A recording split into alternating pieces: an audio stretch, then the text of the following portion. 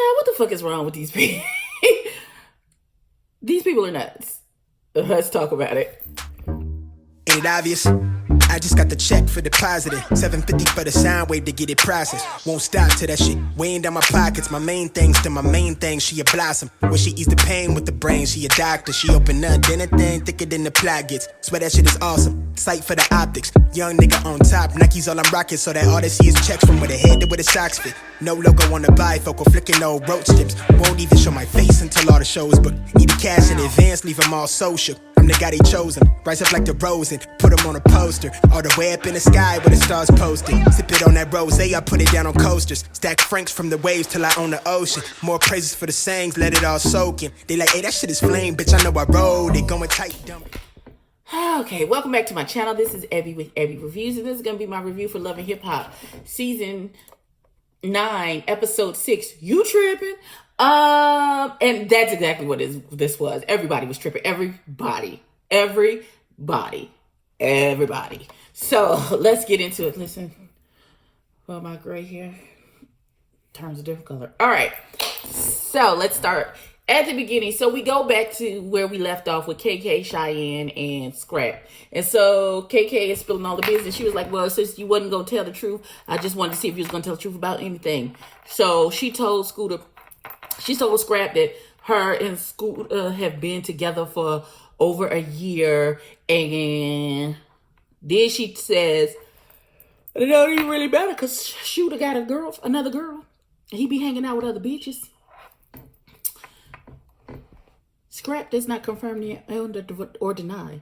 He's like, well, I've been at his house and I've seen a couple of things. So and he didn't know that that's supposed to be his sister's man. So this stupid bitch says, what you seen? And her brother says, nothing. My nigga. Help me. Nigga. So, Cheyenne says, oh, I was just looking for the right time when we were alone that I could tell you. And, and so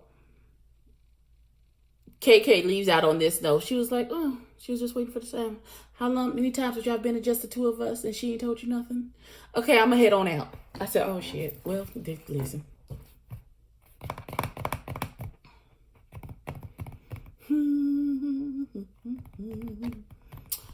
Okay, so the ladies arrive in Tennessee and they stop at a store to get some pregnancy tests. And they get to the house where Shekinah is waiting for them and there's their personal chef cooking dinner. I don't know what's wrong with Spice. I don't understand why she's mad. This storyline doesn't make any fucking sense. You didn't call me back.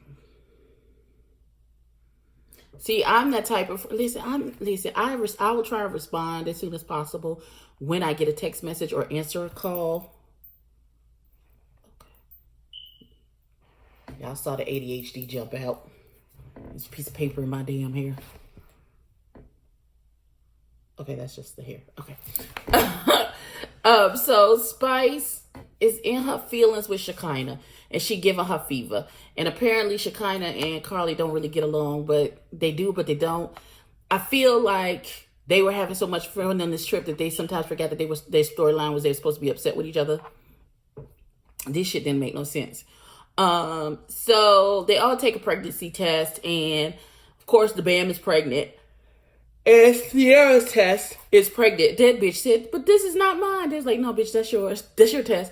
But what they failed to realize is that the BAM was pulling a prank and she did another test. When she went to get a snack, she saw the pregnancy test and she saw the result and hers was pregnant. So she peed on another stick for confirmation. And when she got the confirmation that she is indeed pregnant, she decided to play a trick and swap out one of the other girls' tests so she wouldn't be all alone. But she picked the wrong one for this one because this girl started hyperventilating and crying and shit. This is how you know you with the wrong nigga. If you think you are pregnant and you become hysterical and start crying like a crazy person, you with the wrong nigga. That's not... But I knew he was the wrong nigga when that nigga showed up at court and said, I'm not coming in to support, I'm not going to testify and you shook that nigga's hand like it was all right. Your girl about to go to jail, and the nigga who can keep her out of jail said and you ain't dust that nigga in the parking lot of the courthouse. Okay, my nigga.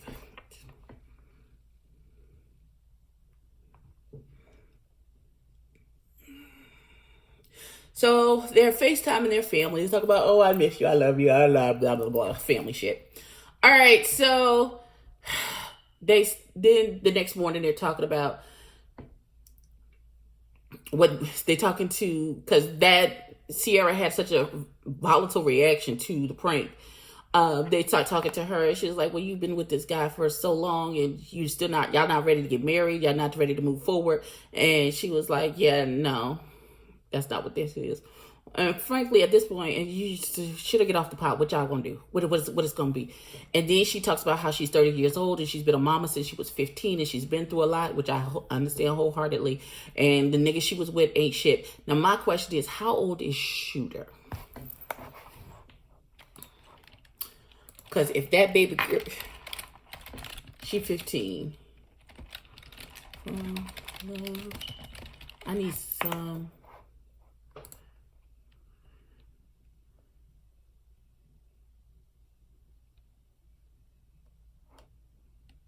Okay, I need to know his age. How old is he?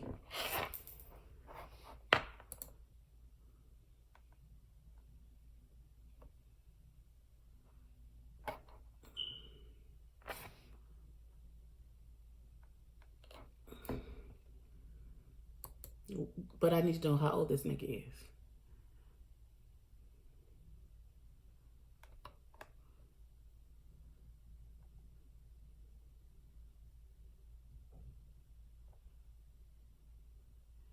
Let's see.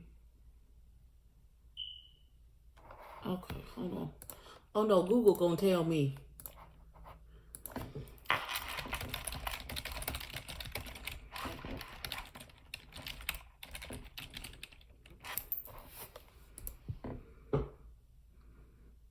This nigga is 40 years old.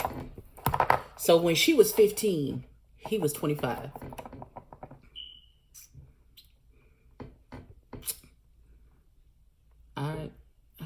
Listen, people in glass whorehouses cannot throw stones. So I'm just put that information out, and y'all do with it what y'all will, because I don't have a leg to stand on. Because at 15, So we didn't go to jail. Y'all, I'm trifling. Okay, so wait. They have a whole big discussion about the mythos that you need a man, you need a man, you need a man. I am of the mind theory that I don't need a man. I want one. I would like to have a companion, a best friend, someone who I can love and cherish and honor as a wife unto her husband, that type of thing. But by no means am I unhappy in the life that I have currently with no man in the picture. Okay? There's a lot of niggas in the circumference. None of them have come into the picture just yet. But it's not like I'm employed. I pay all the bills in my house with no help from anyone. I feed the little people that belong to me. I've taken care of all of my children. So, if I want something, I go buy it. I'm not asking anybody for anything. I'm happy with my company. Listen, there ain't nothing better to me than a quiet day in my bed with a good book and something to drink. And I didn't got to come out this room. I like my company. So there is a huge difference in that mythos of, oh, you need a man to make you complete, versus I am complete, whole, happy person. And I never need another complete, whole, happy person, so we can continue to make ourselves happy and then make that other person happy. And we, but by our powers combined, then Captain Planet shows up. You know what I'm saying? That's what I'm waiting for, my traveling companion. The nigga that, that I'm putting in 70 positions for 70 minutes. Y'all know how the song go.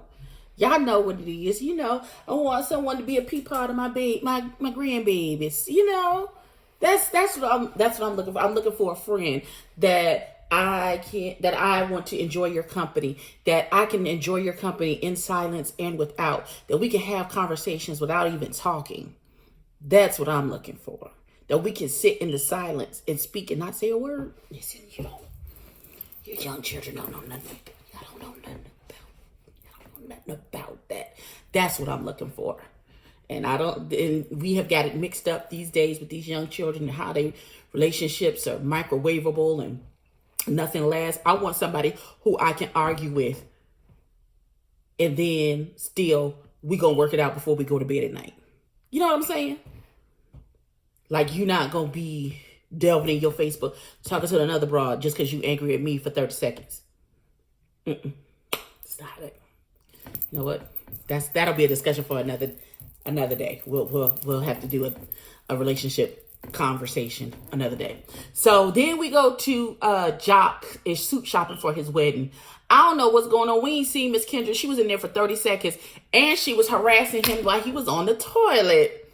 Girl, what you doing? So,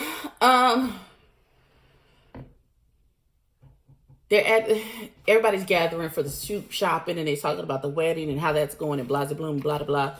And then they asked young Jock he's like, well, Scrap comes in. He was like, well, just as long as you let me know when the bachelor party is. And he was like, and he talked about having strippers. And he's like, I'm not having no strippers. When I say it's like he told the men that Santa Claus wasn't real, the expressions on these men's faces when he said, I don't want no strippers. They was like, what? What? Can we check your forehead? Are you all right? Is you all right? Is you sickly? Something's wrong? Child, the men was upset. This not even they shit. Listen. Andrea, his fiance seems like one of those. So, listen. Calm down. So Scrap confronts Shooter. Like, I feel for real like this is a problem. I don't know why it's so hot today of all places. Maybe because I took that medicine, maybe. Oh God. But if this is menopause, I welcome it, Jesus. Father God, fix it.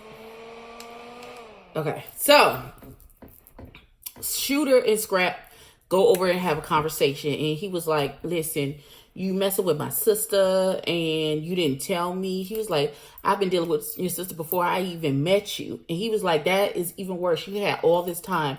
Once you knew that it was my sister, why didn't you just come to me as a man and say, we have dealings with each other, blah, blah, blah, blah. And Shooter said, well, I wanted to come and talk to you about it, but Cheyenne didn't want me to say anything. And Scooter didn't really take that as an excuse. And so he was like, okay, whatever. But I really feel like the way you handle this is real shiesty and flip-floppy. I'm glad a grown man sees what we've been seeing this whole time with this nigga. And he's like, and it makes me really leery of getting into business with you. And that's how that conversation ended. So, we go to I don't know whose house this is, but Shooter and Kiyomi are in the kitchen and they're talking about the confrontation with Scrap, and baby girl is making spaghetti with ketchup.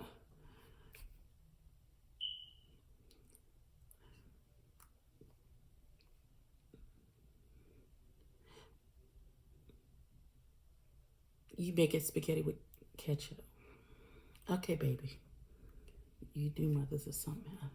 But they talk about it, and he was like, Scrap ran down on me because he found out about the situation with Cheyenne, and he was like, what situation with Cheyenne? And he's like, I've had dealings with her, Blase Bloom, and clearly she thinks it's more than it is than what it is. And I want to flash back to the conversation where this nigga told her, I love you and we are in a fucking relationship. This nigga is a liar. Do not trust him. I like the fact that Kiyomi is like, I want you to understand that, my nigga, I see you for what you are. You lead. She's very much a woman after my own heart. You lead. I follow. Nigga, if you have no intentions of being monogamous with me, I have no intentions of being monogamous with you. She was like, you know, we in this open relationship and you seeing other people just like I'm seeing other people. She's like, but just what I just need you to know that all of your other broads need to know that I'm the number one head bitch in charge. And don't disrespect me. Don't get out of place. Don't get out your lane. Cause I'm going to put you back in it and it ain't gonna be cute. I said, okay. Well, all right, bitch. Well, all right. Let me tell you about me. With that, what you do, I do. That is how I operate. Whatever you want to be on, that's what we're gonna be on. If you want to be monogamous, we'll be monogamous. If you want to cheat, then we'll cheat. And then we're no longer in a relationship with each other, and that's when any attachment breaks away from me. We can do whatever you want. If you just want to be friends with benefits, it's just friends with benefits. I'm not calling you to ask you about your day. I'm not calling you to check on you. I'm not calling to see if you need anything. I had a friend with benefits who said, well, damn, you could at least talk to me, any other time when, that's not what it is. But that's not what you said. You said you wanted to be a friend with benefits. So you only my friend when it benefits me. My nigga, bring the dick and then drop it off and then gone. I don't understand. What? I'm not your friend. I'm not your girl. We're not having these type of conversations. He kind of got in his feelings about it.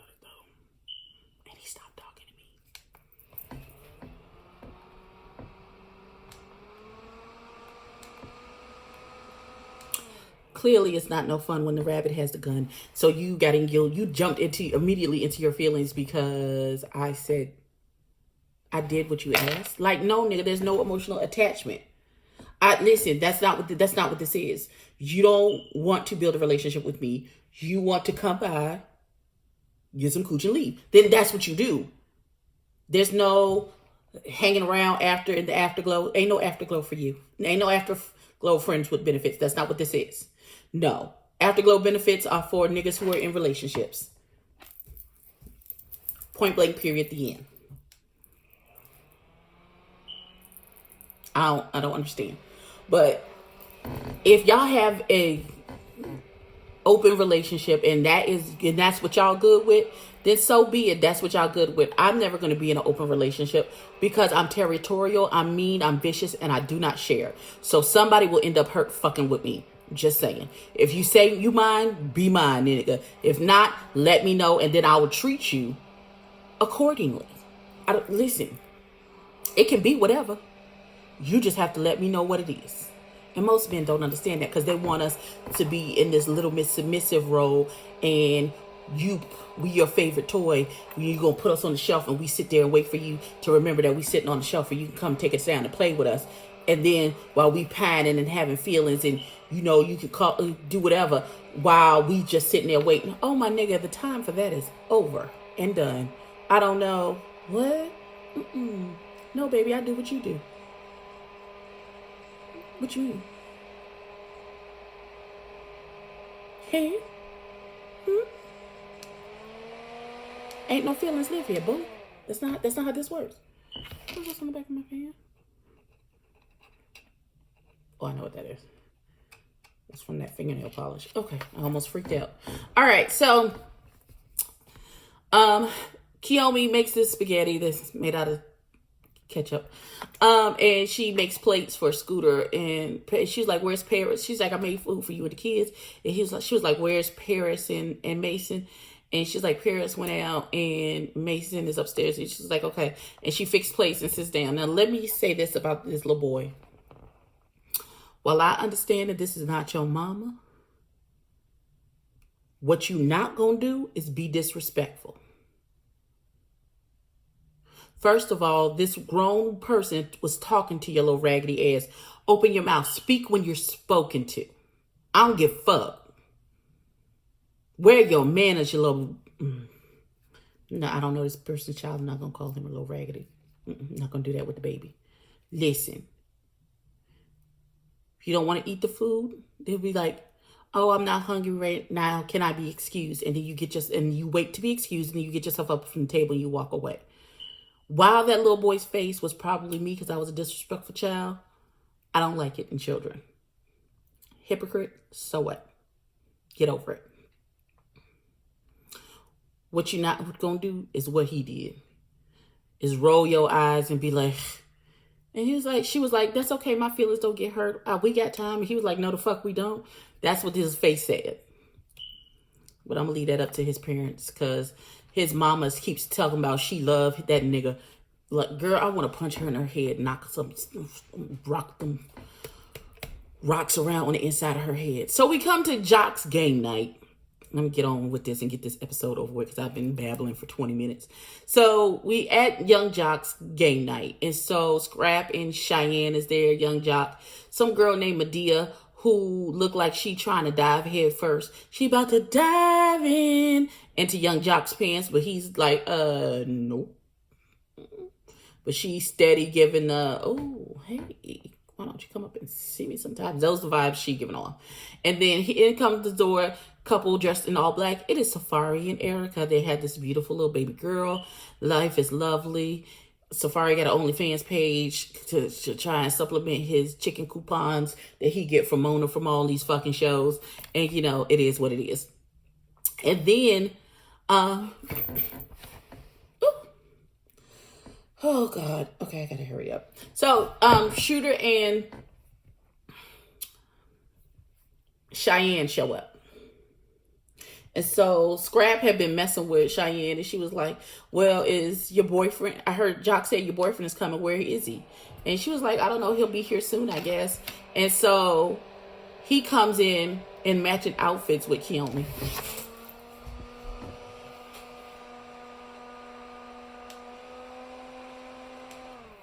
Cheyenne's face was cracked and on the floor. Do you hear me?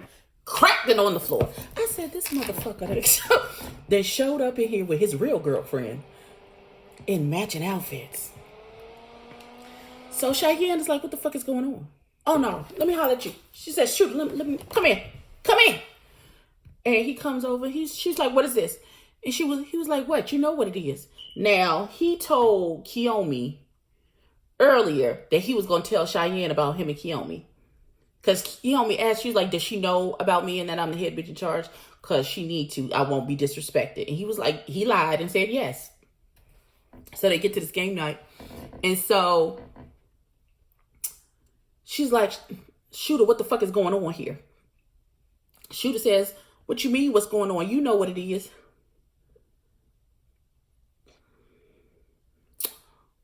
Cheyenne is understandably 150 hot because this nigga did not tell him anything about this girl. And so Kiyomi walks up and she was like, hi, she's like, hi, how are you? She's like, I'm Kiyomi. She's introducing herself around. She walks up and she's like, who is this? She's like, hi. And she said, this is Cheyenne. And she's like, hi, Cheyenne. I'm Kiyomi. I've heard a lot about you. It's nice to meet you. And she was like, I need to talk to Shooter. She was like, what you need to talk to us about? And she was like, us? What you mean? She's like, yes, me and him, because we're together. What do you need to talk to us about?